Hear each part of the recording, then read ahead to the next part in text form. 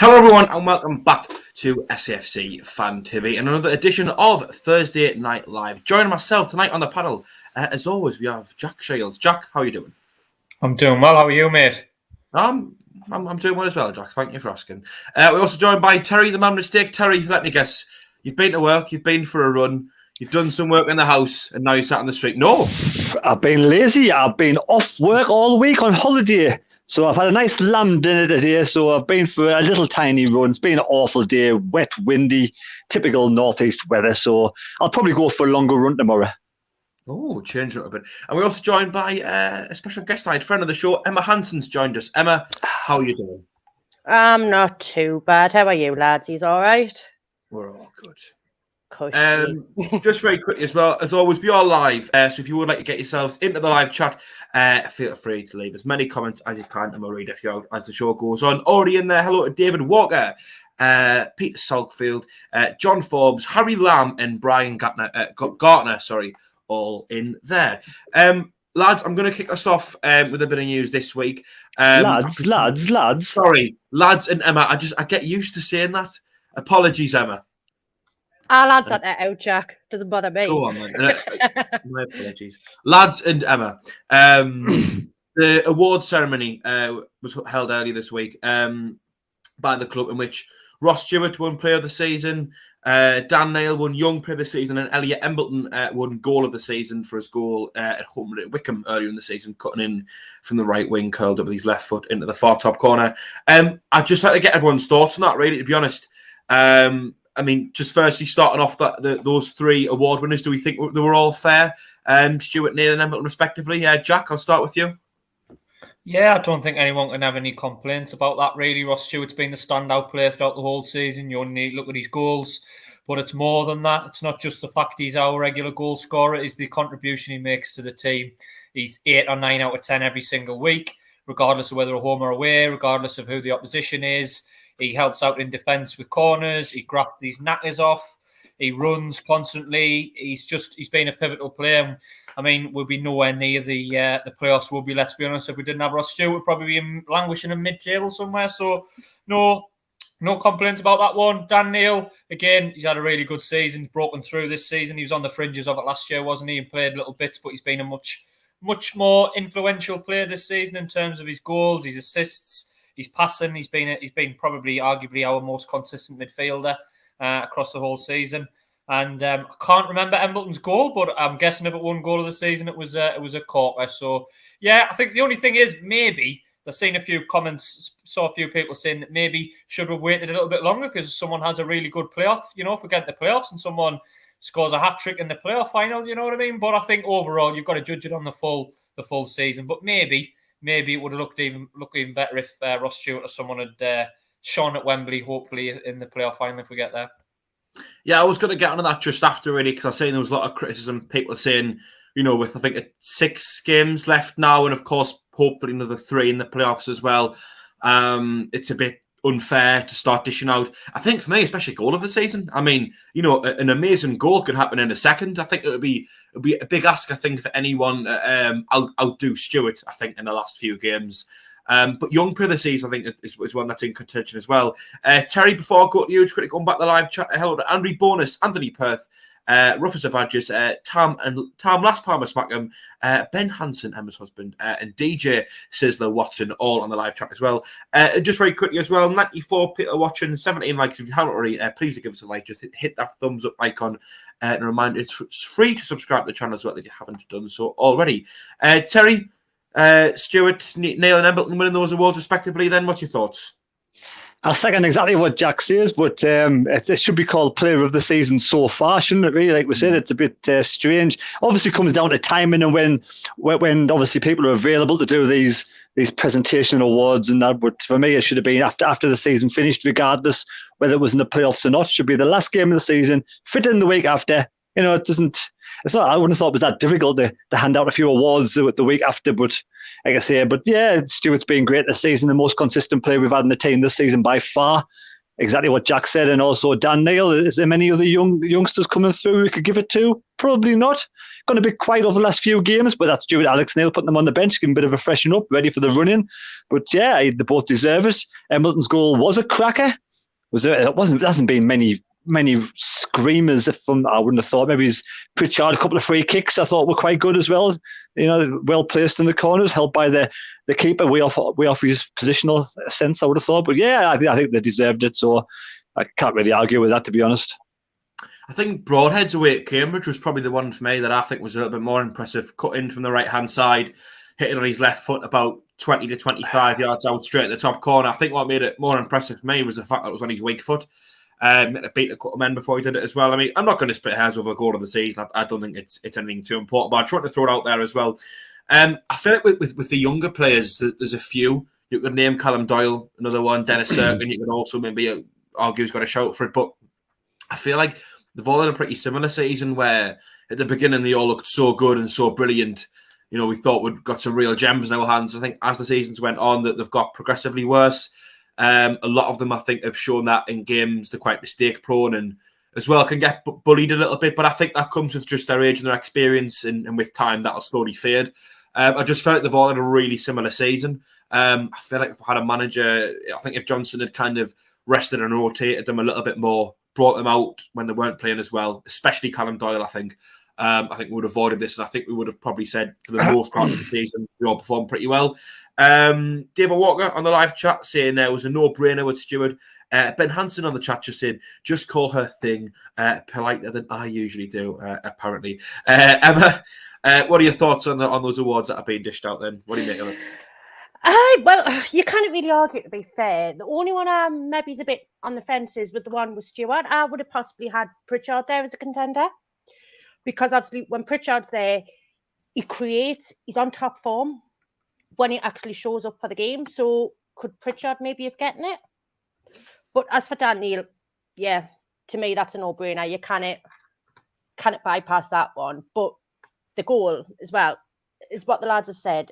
It's not the end of the season yet. Anything could happen in the next few games that we've got. There could be a hell of a goal. Don't get us wrong. The goal that Embleton's getting for was a hell of a goal. I remember watching it, and I've watched it back loads. So it was a good goal, but what's going to happen in the next few games? Could there be a better goal? Why hasn't he not hung off until the end of the season? Mm-hmm. Yeah, I mean, I think it was Jack and Terry both touched on there the decision to bring it forward. But I've seen a few people also saying it's quite good management. Some people are saying by getting it out of the way now, it's less of a distraction going at the final running. Just quite briefly, really make it quite quick as we can. Jack, I'll start with you. Do you think it's good management by Alex Neil to bring it forward as opposed to having it, lingering over our heads in the last week or so of the season that we've got this thing to do? I don't know. I don't think it's a massive thing. I mean, me personally, I would have probably said, leave it till later on, leave it till after the season. I think also it gives you a chance to reflect on the whole season once you've had the season over. Now at the minute, like you say, we're kind of, people will say, has it been a good season? And a lot of people will say, well, we don't know yet. You know what I mean? I mean, if we finish 5th or 6th, qualify for the playoffs, win the playoff semi-final and win the final, people will say it's been a great season. Likewise, if we tail off and end up finishing 8th or 9th, people say it's been a poor season. So it's a bit difficult to judge it at this stage. Is it good management? I don't know. I think, maybe it's just one of the things less to think about. So in that aspect, maybe. But from a fan's perspective as well, I think sometimes at the end of the season, it gives you something to look forward to a little bit. You know what I mean? You've had the season, it's the end of season due to kind of round off the season. So maybe, I don't think it's a massive, major decision. But me personally, I'd probably wait until the end of the season. But as I say, I don't think it's a massive issue. Yeah, Gordon Seymour, the man with great vision on the live chat, says, good evening, team. Any news on the Trump to buy out Madrox? I'm not really sure where he's got that wild speculation from. John T on the live chat as well.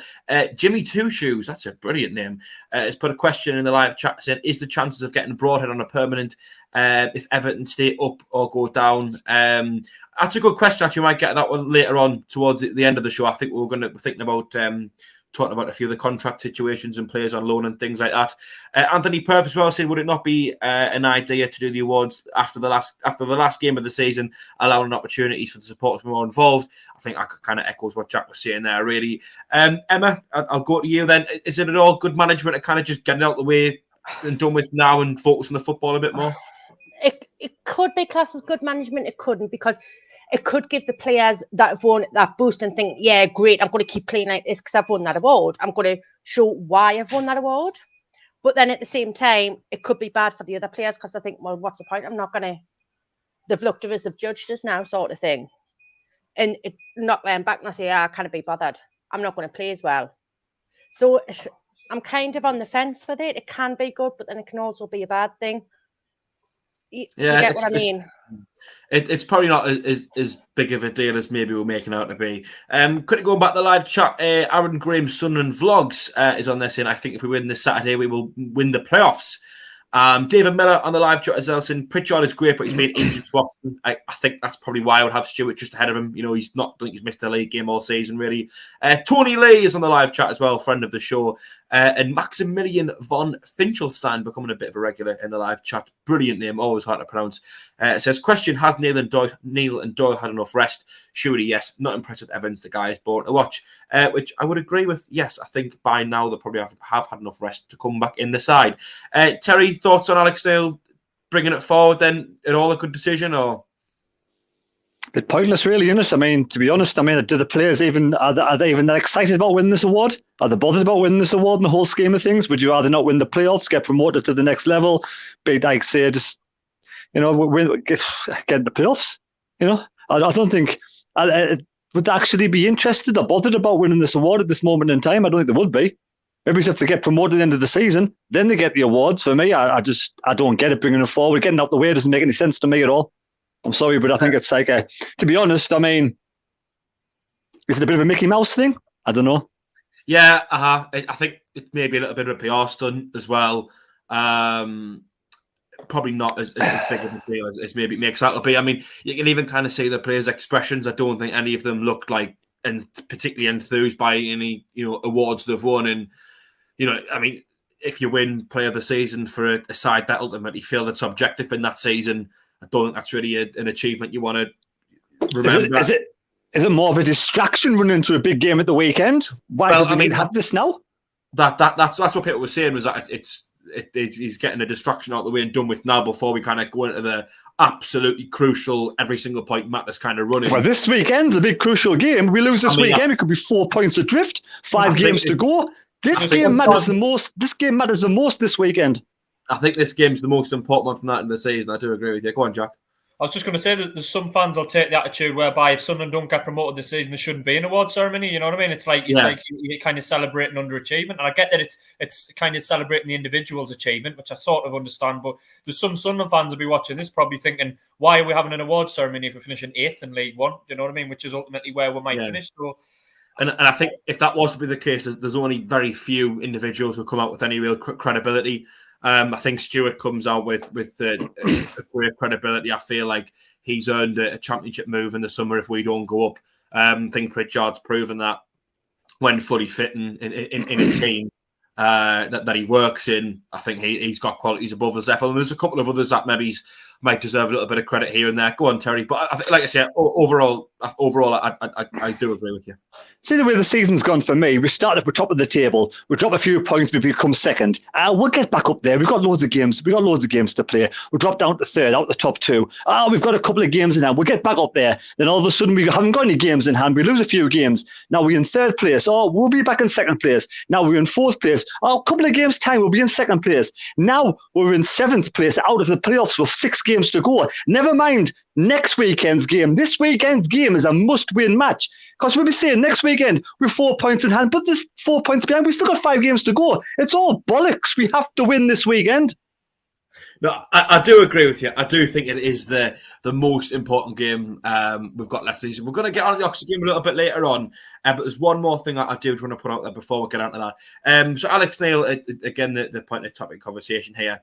There was a tweet, I think it was from one of the journalists, it might have been James Hunter or Phil Smith, someone like that, who said that Alex Neil had stated in an interview that there'd been no conversations at all with players whose contracts were due to end at the end of the season, regarding extensions, new deals, etc.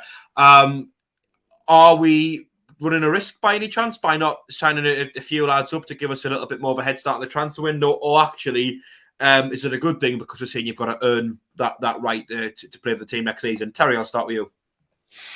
Well, it just all depends what plans for the manager is. Does the manager feel secure? Does the manager think he's going to be here next season? Why would he want to sign players up for next season if he's not sure exactly if he's going to be here next season? Is his contract for the whole next season, just to the end of the season? Are some of the owners going to be here next season? Are the owners even bothered about signing up players? Because, I mean, we want rid of Madrock, so they just want to get the money, the next money. So why would they commit players to bigger wages or wages for next season when probably they want out in the first place? So for me, and again, do some of the players deserve to get contracts if we don't succeed this season? If we don't succeed this season, does that mean we need better players next season to succeed? So there's loads of ifs and buts. I mean, the manager himself, Alex Neil himself, will have been now in charge of 9 games. In his mind, he'll know which players he wants next season, which players he's not bothered about, and which players are kind of 50-50. So it's for the manager to go up like the Speakman and say, right, I want to tie this player down if I'm going to be here next season. So it's like I say, it's the few ifs and buts kicking about. Like, I feel like as well, there's a lot of players where if we stay in League One, they'll do an okay job as a rotation player. But if we go up to the Championship, we've got absolutely no chance in hell of being able to cut it at that standard. I feel like Luke O'Nine's with the first name that comes to mind. I think for a League One rotation squad player, utility man, there's no real better option than him. I feel like he can do a 6 or 7 out of 10 performance in just about anywhere in the pitch, bar and goal, really. But in the Championship, I just don't think he's got that quality to cut it, or the intelligence to. Gooch is maybe another one where he can play a few different positions to an okay standard in League One, but his inconsistencies and his immaturity just means I don't think you'd count him in the Championship, at least not yet. Go on, Terry, are you wanting in? When's Pritchard's contract up this summer? Or is it a couple of years? I think it's next season. I'll have a look. Let's just pretend his contract's up this summer. So he's one of the players' contracts up this summer. Why would he sign a contract right now? Because if we get promoted, he'd be wanting more money in the Championship. If we don't get promoted, then he shouldn't be getting more money. So for me, it's like the Pritchard and them, who are all good players, like those good players who could sort of play in a better standard. Your Dan Neils who play in a better standard. They wouldn't want to sign the contracts right now in case they're going to be playing in a higher level, So that's just an example. I know that probably contracts won't be up at this moment in time. Pritchard's is up at the end of next season. I've just checked. Next season, right? But I mean, he'll be still wanting a better contract probably at the end of this season. He might want to get an extension. He might get offers from elsewhere. So likes of him can demand more money if they're in the Championship. So I don't think the likes of the players who can sort of who believe they can play better in a higher league would want to get a contract and tie themselves down right now. I feel like Pritchard and Stewart are the two for me where if Championship clubs came in for them, I wouldn't begrudge them in the slightest. It does annoy me sometimes when players leave the club. Just sometimes you can feel a bit hard done by, but I think with them two, they've more than earned a Championship move and proved that they're above a League One standard. And I think if they said it was just for their career, they wanted to test themselves in a higher division, I would say more than fair enough. Jack, were you wanting in just before there? No, I was just you talked about Terry was wanting to know when Pritchard's contract was up. I was just saying it was 2023. I think a lot of it depends on what league we're in. Do you know what I mean? I think there's players at this level. You think, well, I'm in two minds really, because you're looking at it thinking, is it right now? If we don't go up the season, it's right to just have a right clear out, which I know a lot of seasons we're going into summer and saying we need a clear out, and it seems to be every year. But I think if we're at League One, there are some players that could do a job at League One level, like Gooch, for example. I think. If he does stay, it has to be in League One. If we're going up if we get promoted to the Championship, he's not coming with us in the Championship. Do you know what I mean? Stewart would be okay. I think Stewart's liable to go. He's got 1 year left on his deal. Absolute certainty he'll be away in the summer if we don't get promoted. He's a Championship level striker, so that's. I mean, Sunderland fans will say tie him down, but ultimately I don't think we want to stay. I think he'll be saying I'm going to be in the Championship next season with or without Sunderland. So. Pritchard's a bit of a funny one because people might look at his injury record and say, I don't want to, commit too much. We took a chance on him, and like Emma's touched on, he's a good player when he plays, but he doesn't regularly. You're not going to get 40, 45 games a season out of Alex Pritchard, are you? Let's be honest. You're just not going to. So there's all that comes into it. But I think he'll have his idea of the squad that he wants next season. He seems to be pretty shrewd in terms of what we need and, what when he's watching the games live. So he seems to have cracked that out straight away in terms of not conceding goals at the back. And I think he'll have an idea of the players he wants to keep, but a lot of it is dependent on whether in the Championship or League One. Was he given a contract all of next season, Alex Neil? Was it to the end of the season? It's a rolling contract, Terry. Yeah. So he's there till the end of the season, and after that, it's a rolling contract. I think they'll get another one. It really confused me the way they worded it. He got hired in February, and they said it was a rolling contract. 12-month rolling contract. I just didn't understand. Does that mean it's 12 months as of now, as of February, or as of the end of the season? Or it can be triggered at any time, can't it? I think at any time within that 12 months, we can say, well, there's an extension, is it? I might be wrong. I might be a mile wrong, but so typical of our ownership, there's no security, is there? Really, let's face it. Emma, I can't hear about the whole contract situation at the club now. Players haven't been offered contracts yet. What do you make of it? Do you think there's anyone that we really need to tie down before someone else gets their hands on them? To me, it's a very, very risky move that they're doing, because look at the fiasco that we had last season. The likes of Denver Hume, what happened with him? We need to get them tied down before the end of the season, because, like the lads have said, that if we go up the Championship, they might. If we stay in League One, the players might want to dick you off and go for something higher. But then if we go to the Championship, they might want to demand more money. But obviously, with the way the things are behind the back room of the club, we need to watch the finances, basically, because we're not 100% sure who's in control of all the finances, really. So we need to get them tied down to them prices in that contract before anything. I mean, for me, I would definitely try and keep Broadhead at the end of the season. But you need to wait and see what happens with him, because that's all depending on everything as well. I feel like with Broadhead as well, kind of similar to what Jack said about Pritchard there, with how prone he is to getting injured. Yeah, when he's fit, he's brilliant, and he's probably one of those where you could see he's a Championship player on his day. Certainly top end League One player. Looks like he scores more or less, every kind of 1 or 2 games. But with how injury prone is, how many games you're going to get out of him? Maybe 20, 25 in a season or so. Are we all kind of happy to round it off there? Or is anyone get anything else to add? Well, the likes of Broadhead, I mean, if he gets injured again one more time this season, then we let him go, simple as, because there's no point having a part-time player at the club, no matter how good they are. Yeah, exactly. I think it's fair enough. I mean, as well, I did actually write down the players who are out of contract in the season: Burge, Jamalji, Wright, Willis, McGeady, Roberts, Gooch. I think there's probably a lot of players in there who, I don't know. You just kind of looking at it going, we don't seem desperate to kind of sign them back up again. Really, I mean, is Patrick Roberts, is he one that anyone would think deserves a shot of a full year? Jack, I'll start with you. I'd give Roberts another year. I think he's shown enough when he's come on. Again, it's a fitness issue.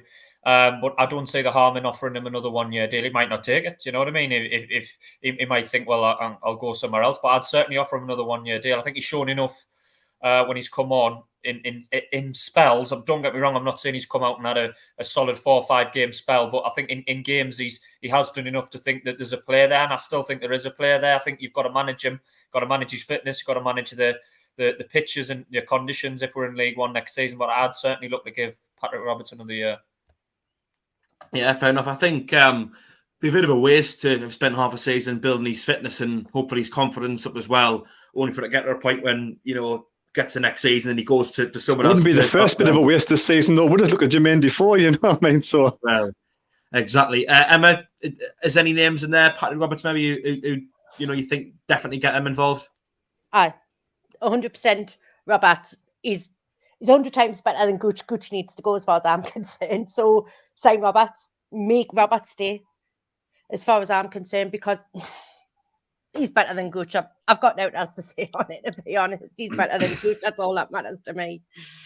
Yeah, fair enough. Terry, before I go to you, and we're going to get on the Oxford game. Do you want to see 116 people watching, 41 likes. So if you haven't already, please do give us a thumbs up. See if we've got 100 likes before the end of the stream. We'd like to do it on a Thursday as many times as we can. And just a reminder as well, it is free to subscribe to the channel and you won't miss out on any of our future streams or videos.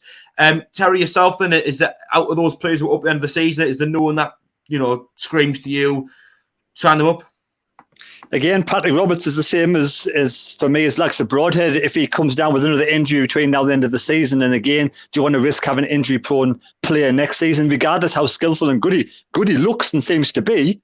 You need to put the performances in between now and the end of the season. Well, at the end of the season, it's probably a better time to talk about who to keep and who to let go, because we'll know better. Because, if he gets back to his Celtic days, how fit he was then he's a class player. Definitely a class player, be worth keeping. But if he breaks down and gets injured again between now and the end of the season, then is he worth taking the risk? Well, I'm just not quite sure. When other players could come in who are more stable. Yeah, fair enough. We're going to get on the Oxford game now, give all our thoughts going on that. But before we do, just another quick look at the live chat. Tam says that if they fail this season, do we want them next? Which I think is a fair way of looking at it as well. Dave O'Mac was in the live chat earlier saying the goal of the season will be Gady in the playoff final. So very optimistic from him there. John Forbes saying it all depends what division we're on regarding contracts as far as these players are concerned. I think that's a fair summary as well. Hello to Jeff Allcroft. He's on the live chat. As always, Michaeline Allen as well joins us tonight. Tony Lee thinks it's a bit harsh on O'Nien. A few people saying it might have been a bit harsh, but a few players might be able to cut it at a slightly higher level. Stephen Hensel, one in particular, says he likes Gooch. Remember, he played Prime Premier League with us in a side. We now easily finished top 10 championship. We're playing for teams who chuck everything against it to win us. Mad Max on the live chat as well saying Broadhead is a must. Aaron Grahamson on vlog saying just imagine Jermaine Defoe became the manager. Oxford then on Saturday. A bit of a talking point, lads and Emma. Apologies. Pretty straightforward. Is this a must not lose or a must win, Emma? It's a must win. It really is. But the thing is, Oxford's only a point behind us, so they're going to be going for it. We're going to be going for it, but I don't think we're going to win it. I think Alex Neil's going to send the lads out for a draw. I really do. But if we lose on Saturday, then I think we can definitely kiss goodbye to the playoffs. But for me, we've got to win it no matter what. Put 10 men up front if we've got to. We've got to win. I feel like a loss would confirm my position, and that I don't think would make the playoffs. I think then you're too far out of it. I think Oxford have got too much of an advantage, and then it's between us, Wednesday, and Wickham to get that final spot. And three teams vying for one spot. You do the maths, there's going to be two disappointed teams at the end of it. I feel like for me, I'm more of a just don't lose for this game. I feel like a win, we lose too much. An Oxford win, we lose out on too much. But I feel like if we draw, we've still got a few more winnable games from that into the season. Jack, I'll go to you. What's the kind of stance going into this game?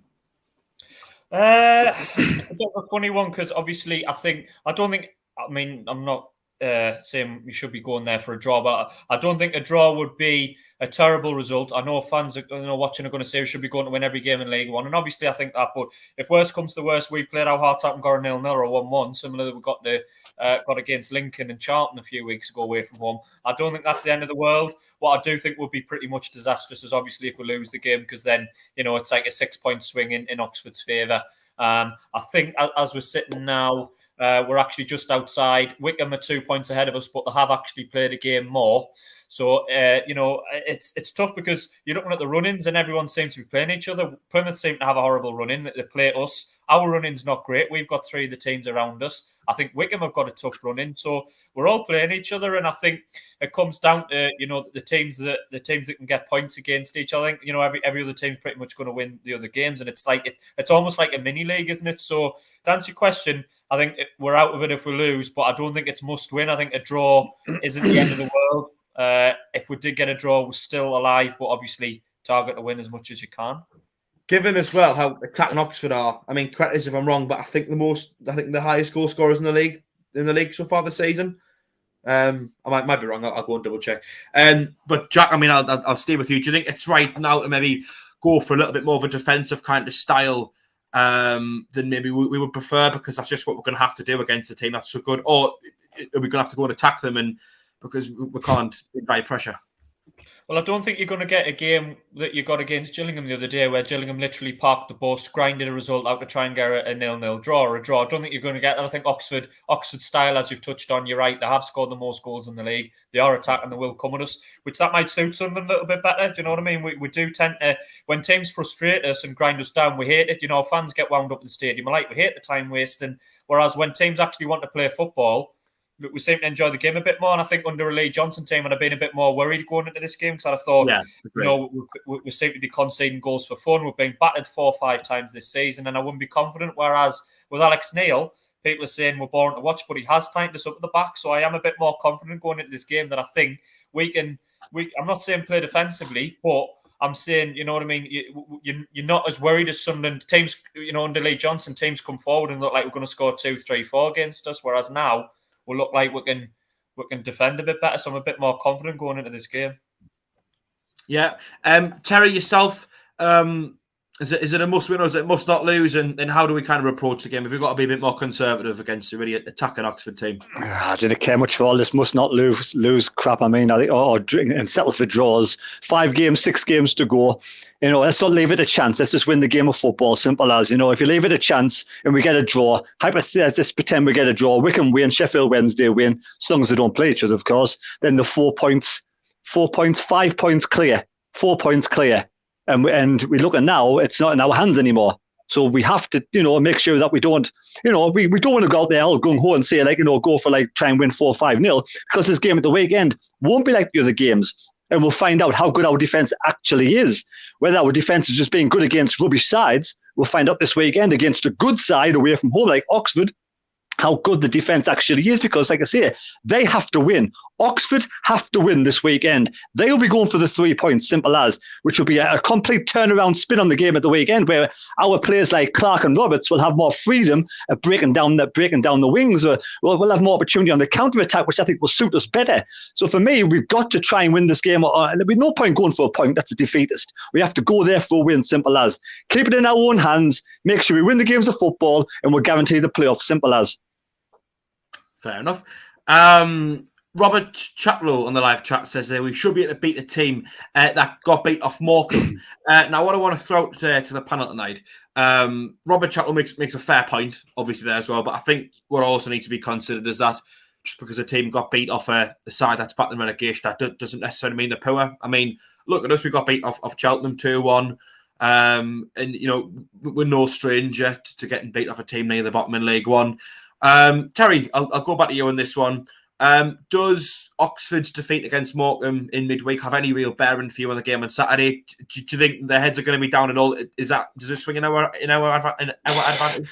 It might make it even worse to play, because we're playing against a team now that's either lost 2 and drawn 1 in the last 3 games, fell out of the playoffs. Now they've got something to prove to the manager. Now they're going to have to go and win a game of football. Morecambe are fighting for their lives. Last night was their game in hand. They had to win that game in hand to get alongside Gillingham for a chance to survive in League One. You know, so yes, Oxford let the guard down. Oxford probably underperformed up the day, but the manager, Carl Robinson, would have kicked them up the arse.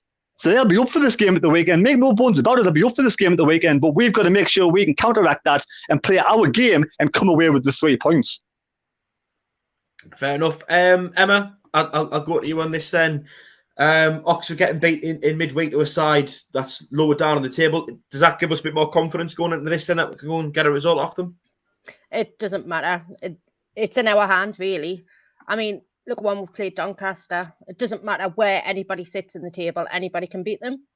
And we're proof of that, basically. But the thing is, we shouldn't be thinking, well, they got beat, they're not going to play as well, their heads are going to be down. Because you know what Sunderland's like when they think like that, when they've got that in their heads. We need to take this in our own hands and go out and have our heads up and not worry whether their heads are up or down, basically. Yeah, fair enough. Ian Barron is back on the live chat, the Mad Darlow fan, joining us basically as always now. Jack, I'll go to you on this then. The poor results for Oxford in midweek. How do you think that bears for us now, you know, going forward? Yeah, they've had a bit of a wobble, haven't they? I mean, you just said 2 or 3 weeks ago Oxford were nailed on to get in the playoffs, and now you're looking at it thinking, not sure they will. I think Carl Robinson seems to like winding his players up. There's always seems to be a bit of bother with him. He's one of the managers in the league that I can't stand. Not that I like many managers at this level, but he seems to always have a problem with us, and there's always little bit of niggle, which might work in our favour. But I think Oxford, you'll see a better game than you will on Saturday. You know what I mean? Gillingham, I hate teams that come and try and grind results out and break us and don't break us down, don't come forward. So I think you will see a pretty good game. Wouldn't surprise if there's plenty of goals.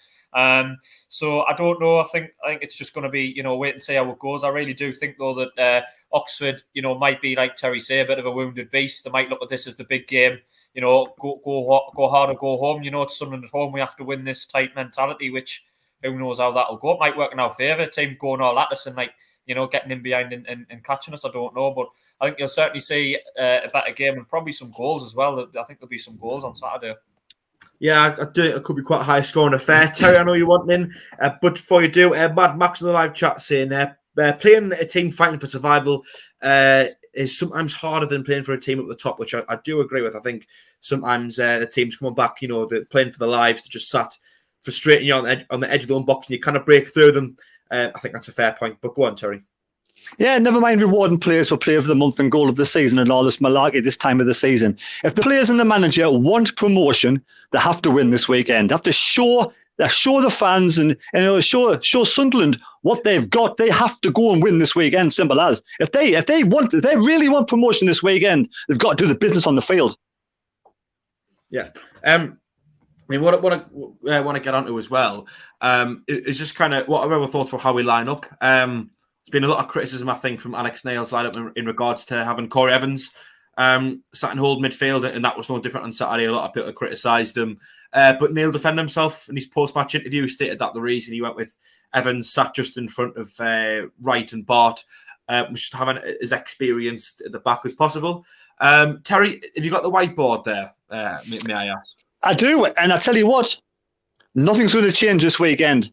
I've got a feeling it's going to be the first time Alex Neil's probably shown a bit of consistency. I think. Come on. He's going to play exactly the same team this weekend. So there's no point showing it. Exactly the same team. There we go. We can all see how much the likes of Evans is not good enough, and we all don't like Evans. Evans is the number one man for Alex Neil. He's the captain. He's put him there for a reason. He's not going to change his mind now. So he's playing. We're going to like it. He's playing this weekend. And, if we get a 1-0 win, I'll be over the moon with that this weekend. So I can't see. I think this is the only consistent thing that's been all season for Alex Neil is the same time this weekend, barring any injuries. Yeah. Jack, I'm just going to go to you on something here. Obviously, Terry mentioned Alex Neil there and about how clearly he's Alex Neil's man. We all criticise him. I think that as fans, there's very few fans who like him. And I think most of the Sunderland supporter base seem to complain about him on a weekly basis. Do you think there's a particular reason why Neil's so persistent with him? I think he's obviously familiar with him. He's probably more one of the experienced players in our squad, maybe a bit more well known, so he knows what he's going to get from him. And actually, I've been a big critic of Alex Neil as a more Sunderland. Sorry, not Alex Neil, of Corey Evans a lot. This season I don't think he's offered much. I do think he's been a little bit better the last few games. I think you've got to give credit where it's due. The clean sheets are in part due to him being like a screen for the back four. Do you know what I mean? So I think I'm not a massive fan of him going forward, but I do think he has improved a little bit better, and I think you have to give him some kind of credit for that. I think he obviously likes him, and I think as Terry's touched on, he's going to be maybe the first name on the team sheet. And I think you were looking at it a few weeks ago, you would always say Jay Matete over him, and now do you bring Jay Matete back in? Does he come straight back in if he's fit? And where does that leave other players? So he's got a bit of a debate, going now, and it's good to have a few options, But I do think Evans has improved recently, and I've been his biggest critic, as I say. I think he's been a little bit better the last, certainly Gillingham and possibly before that. Just out of curiosity, Jack, what is it that's really impressed you with him? Because I personally, I'm not getting this recent improvement in him. I think he's been better on the ball. You know what I mean? I think it's easy to say, well, he's better on the ball because Gillingham parked the bus, but I think he's kept the flow going a little bit. I think, you know, against a team that sits back a lot, I think you've got to keep possession, and you not just keep the ball, you've got to play at some kind of tempo. And I think Evans was trying to do that on Saturday. He was trying to get the ball from the wide areas and get us going a little bit. And I do think you've got to look at the lack of chances that opposition teams are getting at us. Obviously, the defence has improved, but I think you've got to give a bit of credit for Corey Evans, like you say, acting as almost like a bit of a holder in that position and making sure. Because how many times earlier in the season did you see under Lee Johnson? Did you see a long ball or a ball through the middle go directly through our defence? We must have conceded 8-10 goals like that early in the season. Now it seems like we're a little bit more solid in the middle of the park, and I think he has to, you know, him protecting the back four a little bit and snuffing out those attacks and making tackles and things, I think has helped that. Don't get us wrong, I don't think he's been brilliant, but I do think he's been a little bit better. But I think a lot of fans kind of make their mind up about a player and that's it. So I understand why some fans don't like him. So just to clarify, Jack, is it his kind of, do you think maybe it's his experience, maybe his defensive awareness, just kind of snuffing things out, and that's helping us get a few more clean sheets on the board? Is that kind of where you're going with it? I think so. Like I say, I'm not laying it all to his door. I'm not saying because he's playing with keeping clean sheets, don't get us wrong. I'm not saying that, but I do think he has helped. He has played his part. Like I say, I think the keeping the ball going, keeping the ball moving forward as we're attacking, rather than just laboured, slowing back. I think that helps. And also, like you say, the organisation and ability to read the space a little bit better in front of the back four, not being so or back five, not being so vulnerable to the ball down the middle, as we seem to have conceded so many times this season. I think he's screening that a little bit better and kind of, like you say, snuffing out the danger. So I don't think he's been amazing, but I do think he's been a little bit better than what we've seen in the last few games. The last couple of games has been better, in my opinion. Oh, well, fair enough. Emma, before I come to you, just want to quickly say there's been a super chat from our good friends, Marianne and Carl Taylor from Boston, Massachusetts, who've donated $5 and said, "Hi, guys and girl. We do okay against the better teams in the league. 2-1 wins." So thank you to Marianne and Carl Taylor for that donation. Emma, I'm going to go to you on this then. Corey Evans in the middle of midfield, then is there a case for keeping him starting, seeing as that we have been keeping clean sheets and arguably been getting some good results recently? I don't think there's a case to keep him there at all. To me, Corey Evans needs dropped. He needed dropped weeks and weeks back. I mean, yeah, we've kept clean sheets, but what has he really offered to the team? He doesn't lead like what a captain should on the pitch, in my opinion. There's better leaders on that pitch than what Evans is. To me, he doesn't need to be on that pitch. He does nothing forward. But at the end of the day, it's Neil who makes these decisions. We've got no say. And Neil, we've got to trust. To me, it's just like Evans hasn't got confidence. He hasn't got that energy there anymore. Yeah. John T on the live. Oh, sorry, go on. No, go on. It's all right. No, I thought you finished. John T on the live chat saying Evans lacks energy. Thin SAFC saying Nibby Neal doesn't think Hume is ready yet. I don't know, in reference to Trey Hume. And Jeff Holcroft as well saying, "Gotta trust Alex Neil. He holds all the cards and our hopes." Terry, before I go to you, I just want to say there's 120 people watching, and if it's going to load, 65 likes. So if you haven't already, please do give us a like. It is free to do, so it'll only take you a second. See if we get 100 before the end of the stream, and maybe Terry will send us out or something exciting like that. And just a reminder as well, it is free to subscribe to the channel if you are new here and you won't miss anything that we create in the future. Terry, I'll go to you then. I mean, you said you don't think Alex Neil's going to change it at all. Do you think he's right and justified in keeping players who are getting criticism, like Corey Evans?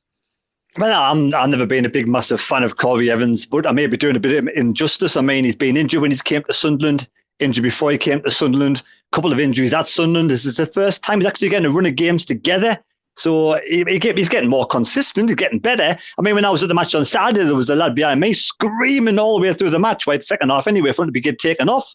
And I was thinking, why? I don't even notice I don't even know what he's done wrong or what he's doing. You see him on the pitch, but the only time I seen Evans on Saturday was when he hit that one over the top of the crossbar.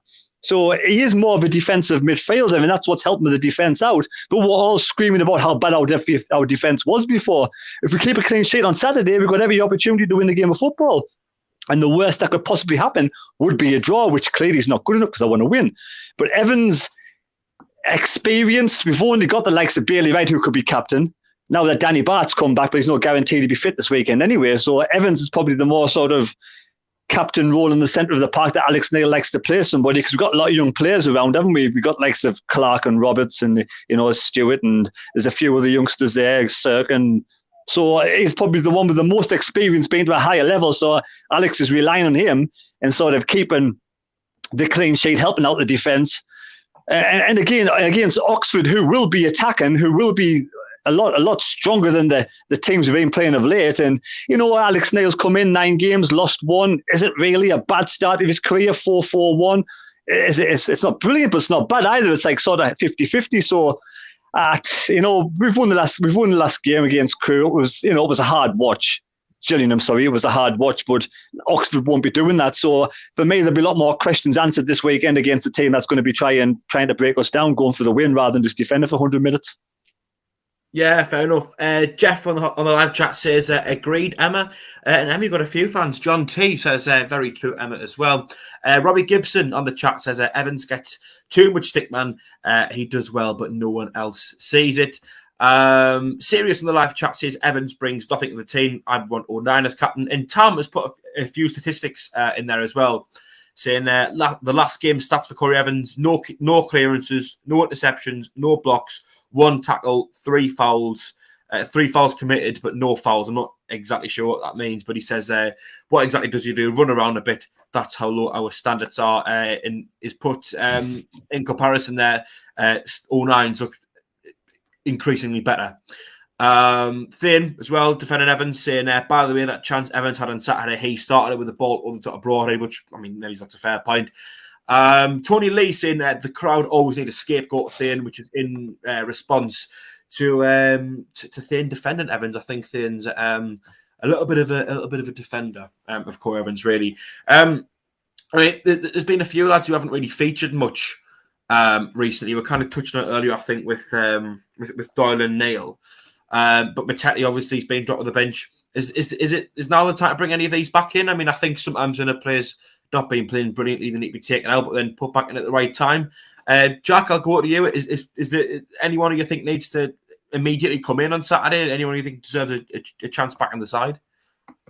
Not really. I think Doyle. I think, we took Doyle out to take him out the firing line, didn't we? Because we seem to be conceding, and unfortunately, he's been out at the time we've been keeping clean sheets, and he hasn't been on the pitch, so it doesn't look great. And I mean, you can't blame him, but at the minute, we seem to be settled at the back. So I don't think you certainly don't think you bring Doyle in at the minute unless there's an injury. Matete is a funny one because Matete started excellently when we first signed him. I thought he was great. Then had a couple of games whereby I thought not quite as good. Discipline went a little bit, tackles and yellows and things. So agree with what Terry said. At the minute, I think if you get a win like we did last week and in the manner that we did, last minute winner, I think positive confidence is going to be high. I think you've got to try and give them lads another go and see what they're like against Oxford. Obviously, I think you have to tell Evans to be even more disciplined and stay in front of the back four even more, because Oxford are obviously going to be miles more attacking than Gillingham are. But I think you keep the same team. Not that those players can't get back in. We've still got hopefully 5, 6, 7, 8, maybe more games if we get into playoffs. But I think you keep the same team at the minute. There's a lot of people kind of defending Evans at the minute and saying that potentially what he does do is the defensive duties a little bit more. And I think if there's ever a game he's going to prove that that's what he can do, it's going to be against Oxford on Saturday, because we are going to be under the cosh quite a lot. I think we are going to take the game to us, and clearly they're good at scoring goals. So I feel like if Evans wants to prove that those are his attributes and his qualities, well, it'll shine on Saturday. They'll get tested on Saturday at the very least. Terry, yourself, is there any of the players who have not been playing for a while, particularly the younger lads, do you think deserve a chance? I mean, Broadhead as well, got an extra 30 minutes and a goal on Saturday. Is there any chance he can work his way back at the team, players like him? At this moment in time, I'd be happy to stay with the same side. I mean, Pritchard's had extra minutes. We've got Bart extra minutes, Roberts extra minutes. Clark's probably the only one that I thought didn't perform very well last weekend, whose place is up for grabs. So maybe it's Clark, Broadhead for Clark, but maybe I don't know whether Broadhead's fit enough to start a game yet. So maybe it's Broadhead again, the last 30 minutes, last 40 minutes, see how it goes. But like I say, it's going to be different altogether. These flair players, so-called flair players, should have more space at the weekend. should have more time to run, more space to run into, instead of having to run into a brick wall of 11 players. So it's going to be a different game altogether this weekend. We'll see what happens. We'll see what happens. But I'd stick with 4-2-3-1 against a solid, good Oxford side. Yeah, fair enough. I think that's a fair point as well. You know, the flair players, so-called flair players, did struggle a bit on Saturday because Gillingham was sat so deep they didn't really have any space, especially in behind, to kind of do anything. Criticised Jack Clark a lot on Saturday. I felt as if he was just, you know, refusing to use his left foot, which meant that he kind of couldn't really do anything. And I think a lot of them were kind of, you know, you were saying we had a lot of possession, but not really any chances created. I think against Oxford, because they're going to be a lot more attacking into the game for us a little bit more. I feel like this is more of an opportunity. I think this is an opportunity for a lot of players to kind of shine through. Players who've been getting a lot of stick recently with how open of a game it's going to be. If they've got qualities, then it's going to shine through on Saturday. Emma, I'll come to you on this. Any lads you think in the squad who should be brought in on Saturday? I think they should keep it the same. The only change I'd maybe make is bring Matati on for the last sort of 15, 20 minutes, give him a run out. Because as Jack said, when he first signed for it, I thought it was absolutely fantastic. I thought it was brilliant. Has he had a confidence knock? Has something happened in training? So maybe bring him on just for like I say, the 15, 20 minutes, give him that little run out and see what happens. But other than that, I'd just keep the same team. Yeah, fair enough. I mean, I think we're all probably in agreement that this is the biggest game of the season left. Score predictions then. Emma, I'll go to you first.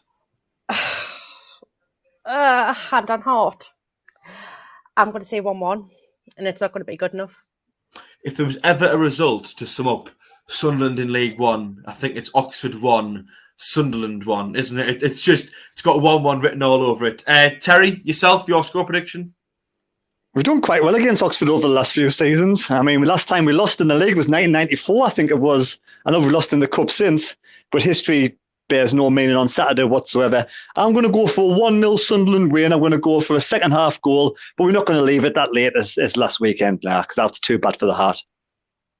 Yeah, fair enough. A lot of debate going on the live chat. McKinney Allen says Barton Wright too slow for the Oxford attack. That's a fair point. It'd be interesting to see if Neil reverts us defensively a little bit. Go on, Terry. I'm going to say, who else is faster? I don't think Doyle's any quicker, is he? No, but he may look to go back to that 3-4-3 that he had with Winchester and Sirkin, who of course aren't natural born defenders, but are a little bit quicker. Winchester especially, I wouldn't be surprised if Winchester was. If he goes back to wing backs, then fair enough. I wouldn't be aggrieved to doing that. You know, that's why. I mean, whatever he thinks best. He's the manager at this moment in time. Yeah, fair enough.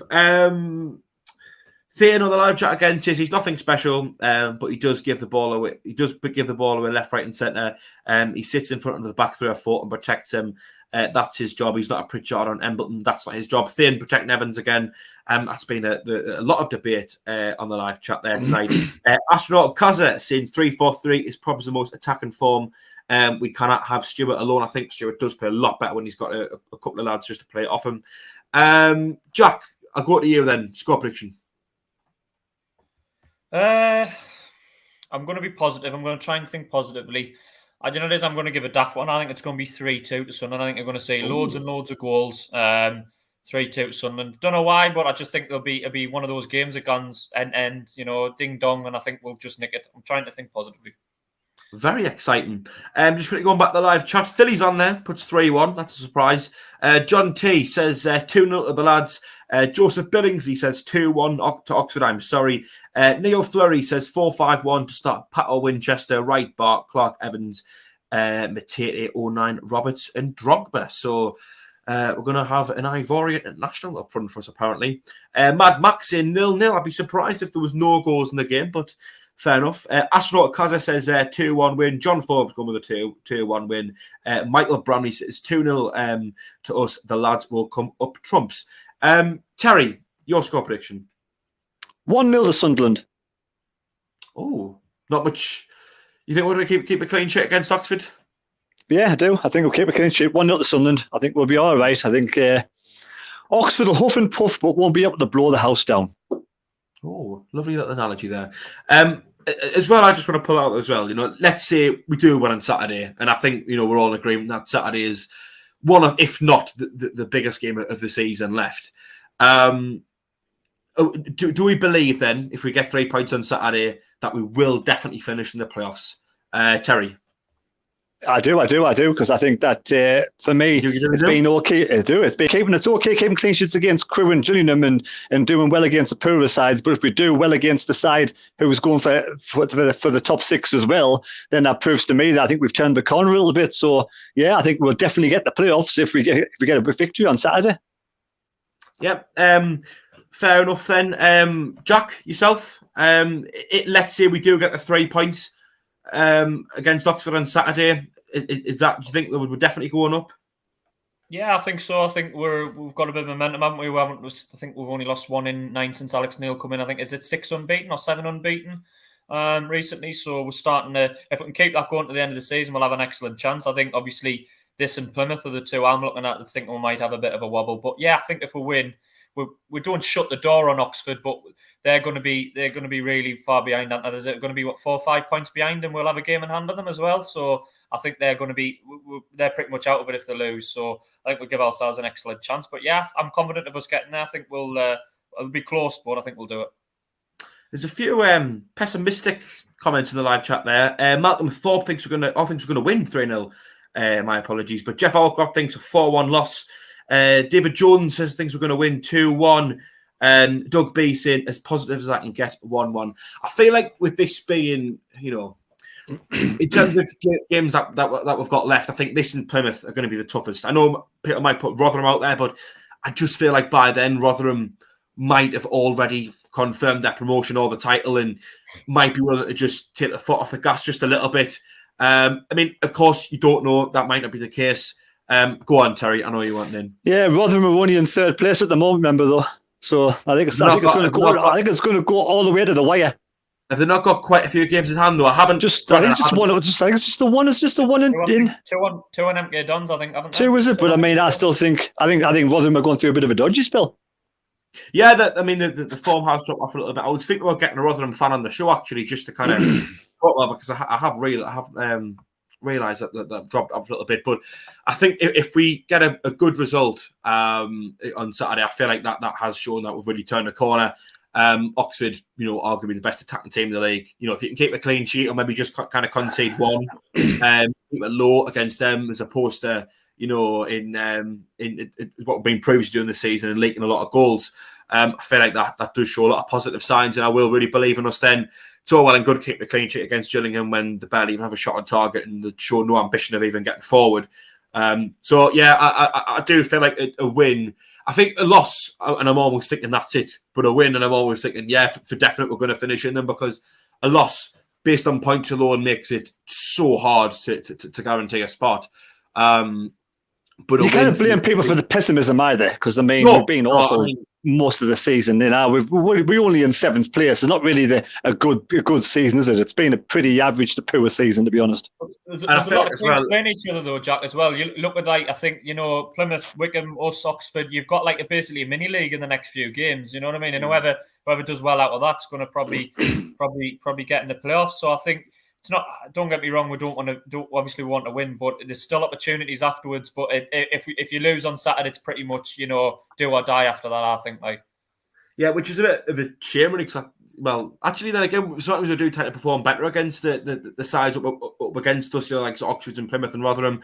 But yeah, I'm going to stick my neck on the line and say I think that if we do finish on Saturday, I do definitely think we'll finish on the top 6. I think it's one of the toughest games we've got left. And I think if you get 3 points against Oxford and don't leak many goals, then I don't see why you can't pick up points in the rest of your games. Emma, then, your thoughts? Do you think a win on Saturday more or less cements our spot in the top 6?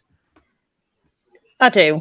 I haven't said it much, to be honest with you. I don't think that would make the playoffs, etc., etc. But I think if we win on Saturday, then we're going to make the playoffs. But the biggest thing for me is we make the playoffs. I doubt we're going to go up. I really do. I just can't say it. We've definitely got another season in League One. We're not good enough to go up. But the thing is, who we're going to play in the playoffs? Can we beat them? Nah, I don't think we can. So I feel like, and it's something that Terry said a few weeks ago, and I mentioned it again on Sunday, and I'm going to mention it again now, but feel like we're the type of team where, as much as getting at the playoffs now looks quite difficult, I feel like once we're in them, we could be the favourites, because over 2 legs, I do think we'll be quite hard to beat. Harder to beat now than we were a few months ago anyway, with, I think it's been a lot tighter at the back, and I think Alex Neil likes to take things game by game a lot more, whereas Johnson tended to just have a system he put in place, and if it worked, brilliant, and if it didn't, well, then that was a shame type thing, and he didn't really look at games as individuals enough, whereas I think we do. So I feel like if we do get in the playoffs, then I think we've got a lot better chance of winning the playoffs than we do of actually getting in there. If that makes sense.